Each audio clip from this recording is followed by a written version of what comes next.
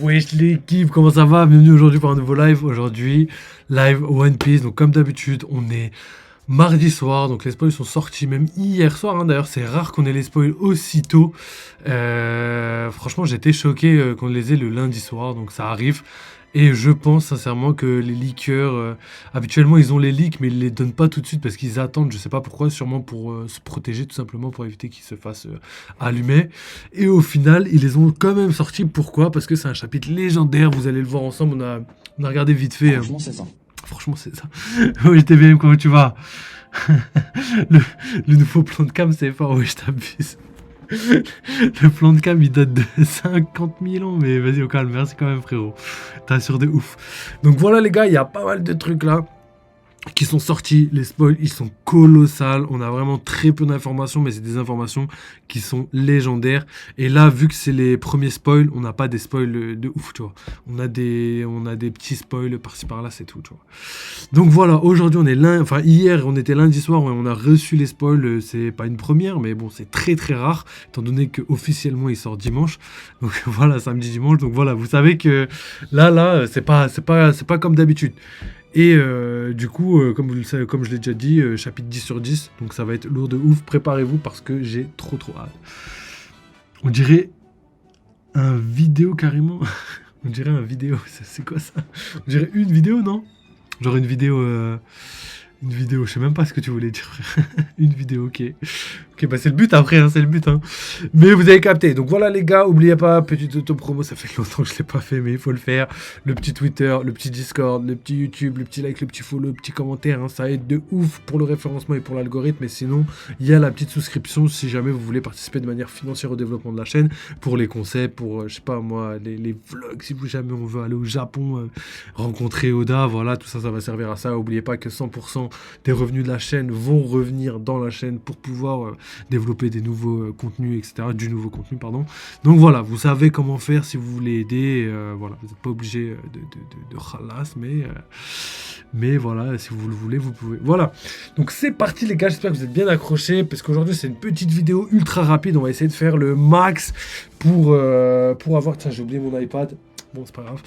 Mais voilà, on va essayer de faire le max pour avoir le meilleur de théories et de tout ce qui se passe. Vous allez voir, c'est un truc de fou. Les révélations de malade. Donc j'espère que vous êtes bien prêts. Donc c'est parti les gars. Là, vous savez quoi? Je vais faire comme l'autre coup. Je vais juste enlever voilà, cette cam. Je vais mettre juste ça en gros. Normalement, ça devrait marcher. Voilà, c'est bon, c'est parfait. Donc, let's go. On commence avec donc les spoils du chapitre, hein. Comme d'habitude, c'est Discord là, là. Donc, n'hésitez pas à aller checker et tout, hein. Ici, il y a plein de salons. Vous pouvez aller checker tout ce que vous voulez. Des salons pour One Piece, théorie, machin chose et tout. N'hésitez pas à aller checker. Je vous laisse être un petit peu curieux, les gars. Donc, One Piece spoiler 1122. Donc, voilà, on avance. Et je pense, comme je vous l'avais dit, que c'est la fin des guides. Et vous allez voir, tout se passe comme prévu les gars. Il y a une tonne de confirmations encore une fois. Je pense que j'ai fait une masterclass sur masterclass. Vous n'êtes pas prêts les gars. Donc déjà on commence par la cover. Oda a dessiné Smoker en hommage à l'auteur de MHA pour son dernier chapitre. Donc oui, My Hero Academia, le manga de super-héros avec All Might, All for One, tout ça. Et Midoriya évidemment est totalement terminé.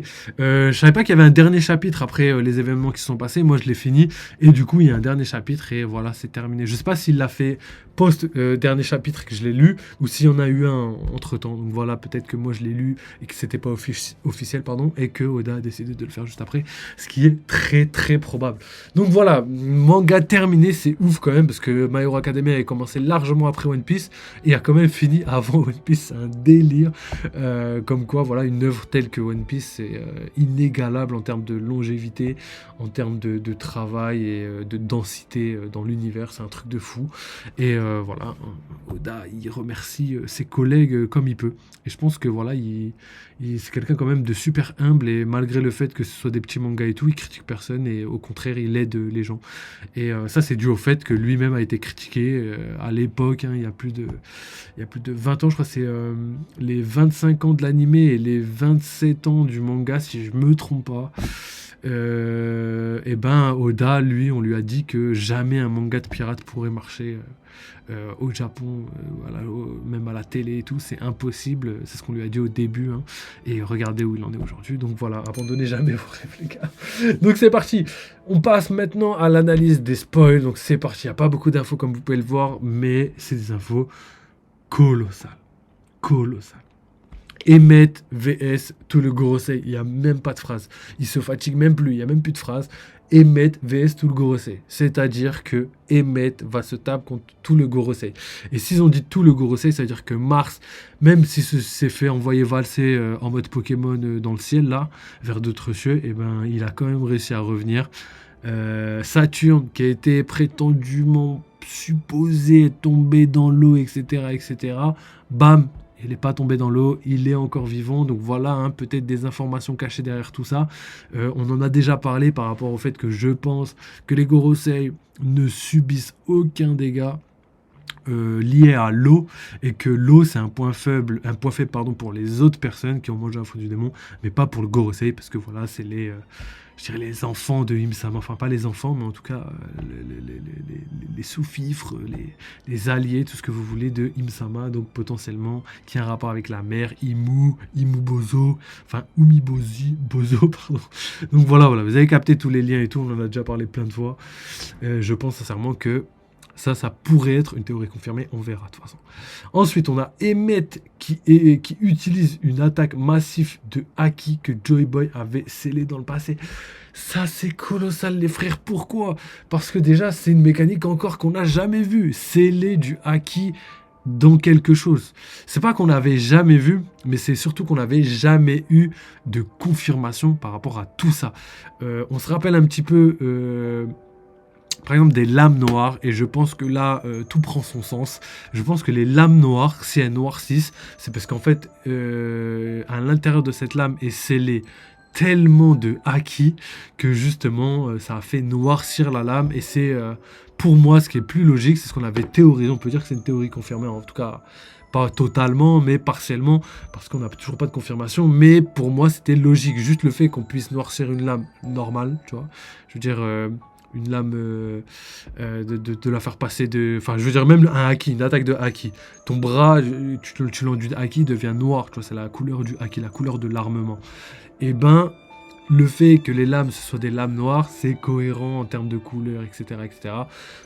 Donc pour moi, clairement, le haki sert à noircir les lames. Je pense que déjà, c'était une certitude, mais là, on comprend comment ça marche. On peut sceller du haki dans des objets, dans des personne entre guillemets, dans un robot en tout cas ça a été fait, et du coup c'est complètement pas illogique mais complètement what the fuck, c'est quelque chose qu'on s'y attendait vraiment pas, et je trouve que c'est vraiment parfait parce que c'est ce que je pense, c'est des trucs qu'on pouvait pas imaginer. On a l'impression qu'on a la fin de One Piece et qu'au final on connaît tout, tu vois, qu'on a déjà tous les hacks développés, etc., etc. Non, il y a toujours des mécaniques cachées, tu vois, que ce soit dans les fruits du démon ou que ce soit dans le haki, on en découvre encore tous les jours, et ça c'est ouf, tu vois.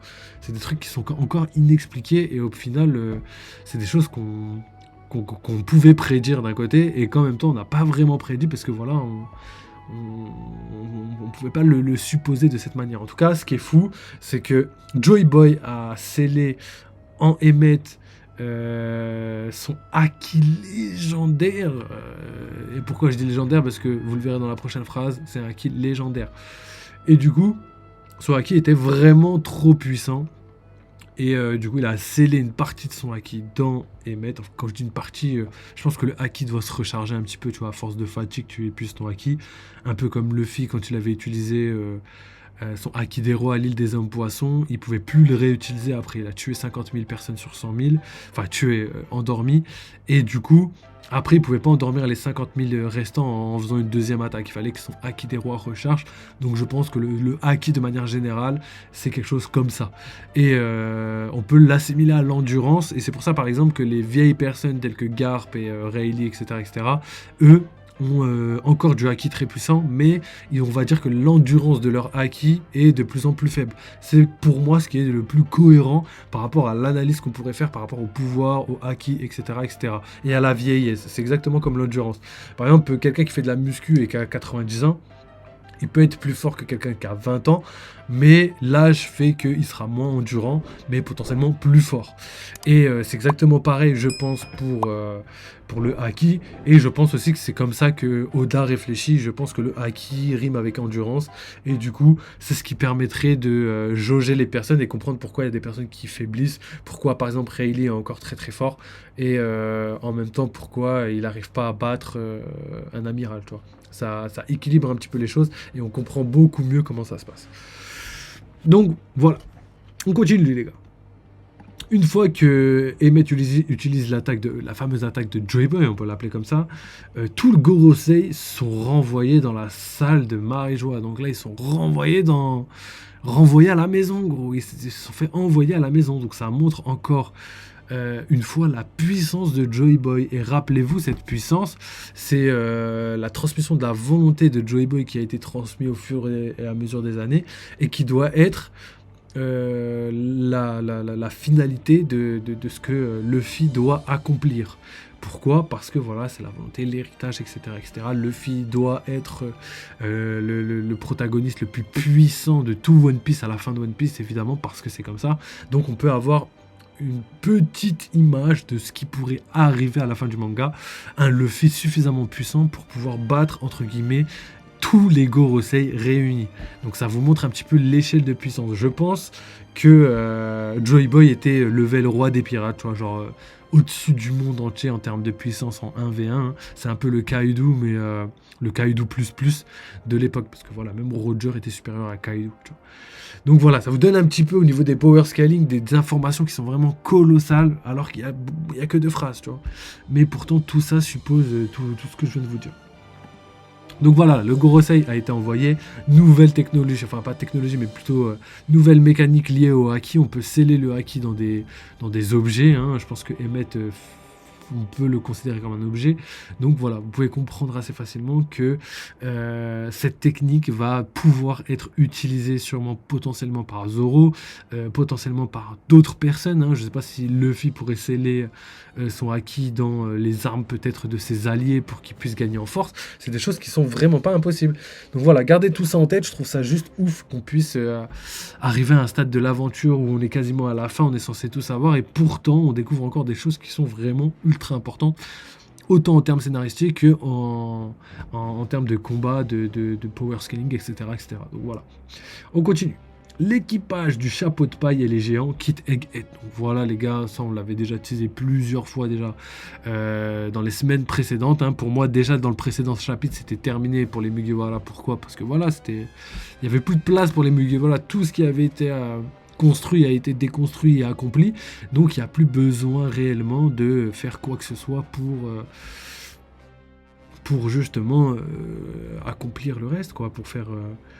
en tout cas pour le scénario, il n'y avait plus d'intérêt pour que les Mugiwara restent encore et encore coincés sur l'île, etc., etc. Et là, on voit donc l'attaque surpuissante de Emmett. Donc là, on comprend facilement que voilà, c'est un petit peu l'attaque qui met fin à Egghead, à l'arc, mais aussi qui met fin au combat entre les Gorosei et les Mugiwara. D'ailleurs, il y a une confirmation encore, les gars, donc encore une théorie confirmée. Sur quel point? C'est sur le point de Emmett. Emmett, je vous avais dit, les gars, il va pas se sacrifier. Pourquoi? Parce que Atlas l'a déjà fait. Atlas l'avait déjà fait 2 secondes avant. Genre, il y a beaucoup de personnes qui pensaient qu'il allait se faire exploser. Et justement, c'est ce qui allait créer... l'explosion de fin d'arc, la fin de Egghead, etc., etc. Et pas du tout, du coup, on voit clairement que Emmett c'est pas du tout fait exploser. Pourquoi? Parce que déjà, en termes scénaristiques, ça ferait trop doublon, et on connaît Oda. Oda ne fait pas de doublons, il fait énormément de parallèles, mais il ne fait jamais de doublons qui sont vraiment des facilités scénaristiques, il ne fait jamais. Et là, ça aurait été vraiment trop facile.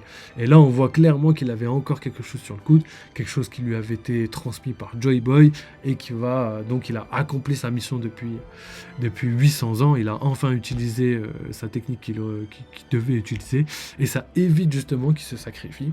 Potentiellement il peut survivre, potentiellement il va partir sur le navire des géants, ce qui est peu probable d'un côté, mais je garde toujours ce petit espoir par rapport à ça, parce que je vous ai déjà teasé depuis longtemps que c'est quelque chose que j'aimerais qui se passe tout simplement.